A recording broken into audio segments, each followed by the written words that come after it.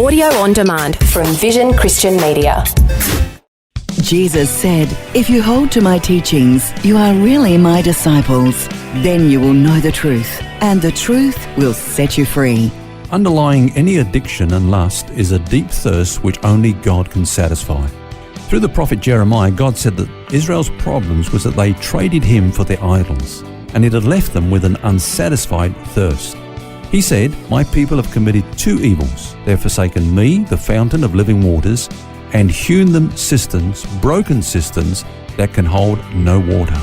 And the tragedy is that people try to quench their inner thirst with everything but God. They believe that somehow their thirst will be satisfied by created things instead of by the Creator.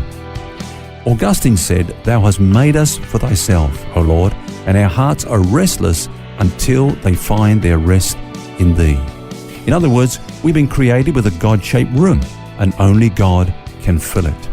John Piper so succinctly summed up life's meaning and purpose when he wrote, "God is most glorified in us when we are most satisfied in Him."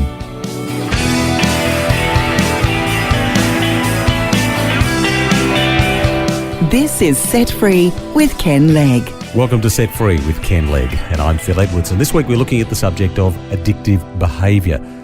And it's probably a good thing just to recap just a little on some of the things we've discussed already this week about the problem of addiction. Ken's described it as a compulsive or obsessive relationship to a substance, person, behaviour or a thing. And we looked at what makes addiction differ from a habit. Addiction is characterised by bondage, life domination and destruction.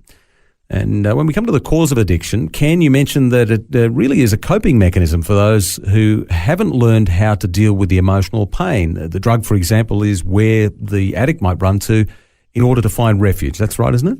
Yes. Anyone who hasn't learned to be emotionally connected is a candidate for addiction of one kind or another, be it drugs, alcohol, porn, being driven to achieve through work or ministry, etc. So those who minister to people with addictive behavioural problems would normally seek to remedy that lack of emotional connectedness. I believe that emotional disconnection needs to be put right in two directions, vertically and horizontally. In other words, with God and also on a human level. Okay. So you remember the parable Jesus told about the house that was swept clean. If it remains empty, then, the devils that were cast out will come back and, they bring all their mates, and the last state will be worse than the original state. Now, I believe that that's really a reference to the fact that, it's one thing to get free of addictive behavior or substances.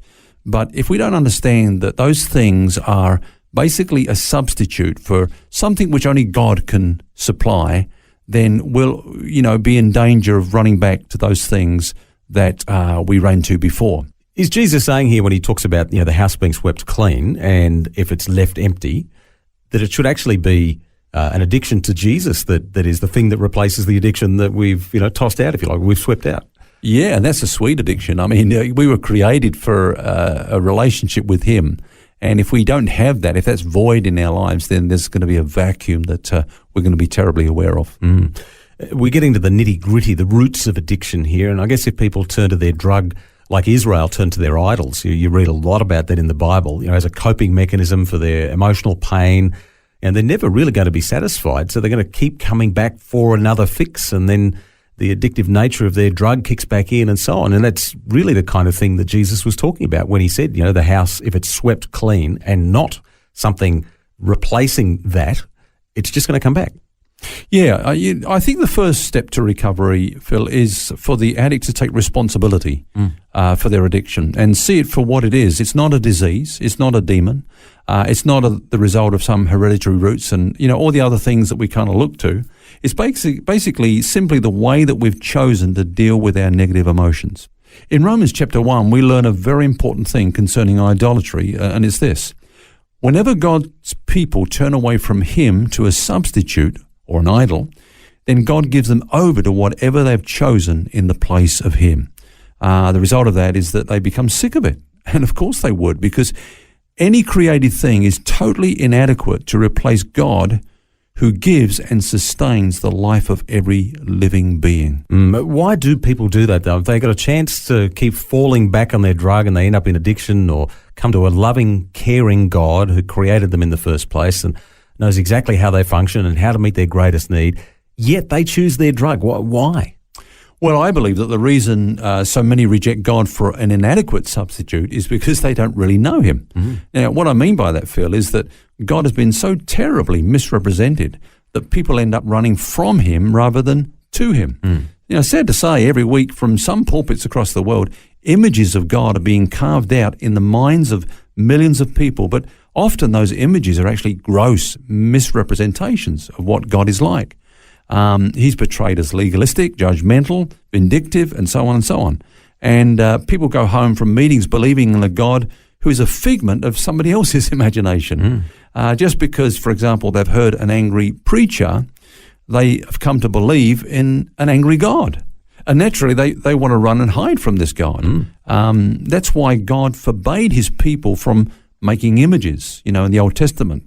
Because those images were supposed to represent him, but whatever image a person attempts to create, they're going to get it wrong. Nobody can carve out an image and say, this is exactly what God is like. Well, a classic example there is, if I say, what does Jesus look like? Instantly, millions of people would say, he's this humble-looking, bearded guy with a glow around his head, wearing a long flowing gown and his arms outstretched, Yeah. Is that really what he looked like? Yeah, and often I doubt it. Those pictures are, blonde hair and blue eyes. Yeah, that's right. That's exactly right. And of course they would know because they've seen, Anyway, getting back to that, I mean, that's a good point to pick up on, Phil, because Jesus is the true image of God. And, we don't know what he looks like physically or what he looked like physically when he was on earth. But we do know what he's like in character and nature. And so the reason God said don't make any image or any representation of God is because you're going to get it wrong. Eventually, I will send to you the true image of the living God. And that's why Jesus is called the image of the invisible God. He's the brightness and the exact representation, the book of Hebrews tells us, of what God is like. So if you want to know what God is like, then read the Gospels. If we want to know how to live the Christian life, sure, read the epistles.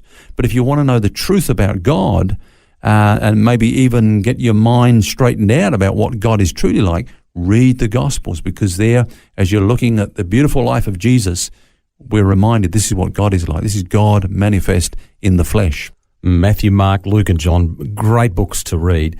You talked about the Old Testament before as far as an example of addiction goes, the idols that they had created, the nation of Israel. What about in the New Testament, though, in the Gospels themselves or the epistles?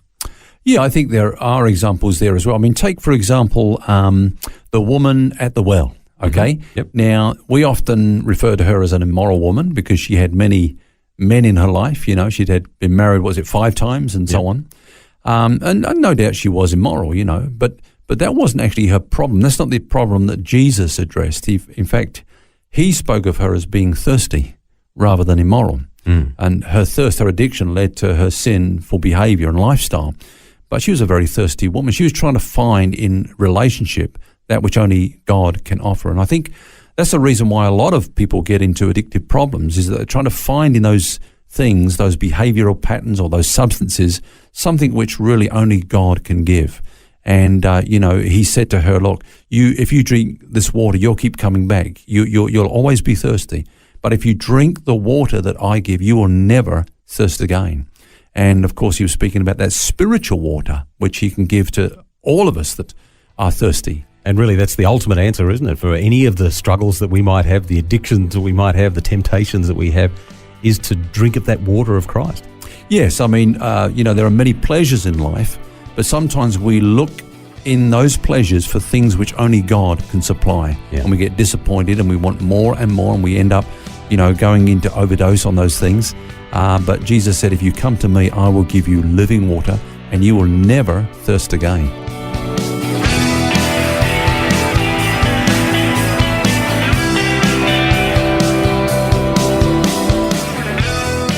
We hope this discussion on addictive behaviour has been helpful for you today, and we'll have more tomorrow. Until then, remember, you don't have to carry that baggage. God wants you to be set free.